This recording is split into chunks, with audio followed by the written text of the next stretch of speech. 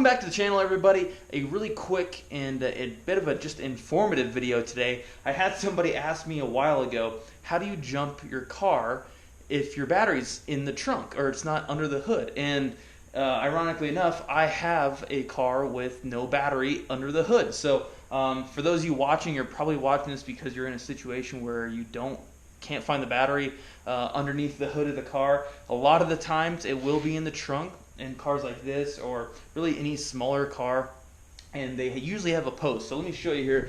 Go ahead, get in the Camaro and open up the hood. And the way to jump a car with no battery under the hood is to at least look and see if there's any spot to connect to.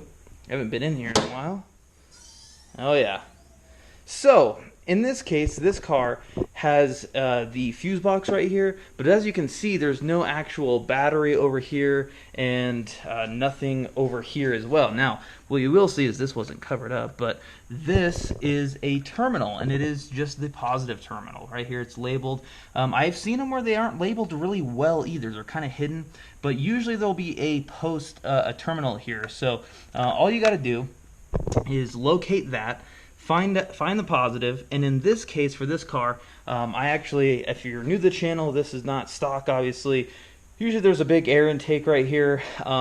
That was removed, and there's actually a little post down here, and it has some bare metal on it, and I can hook my negative to that post. Now if that wasn't there, I could probably hook up here or something like that. You just got to find somewhere where there is just a solid ground connection, just a solid metal stud or something like that to hook onto, and then you have your positive terminal, and you'll be able to jump your car right from underneath the hood, even though the battery is not there. So I know that seems kind of weird for some people maybe watching this video that already know stuff like that, but I have had people ask me that, and it's kind of a, I don't know.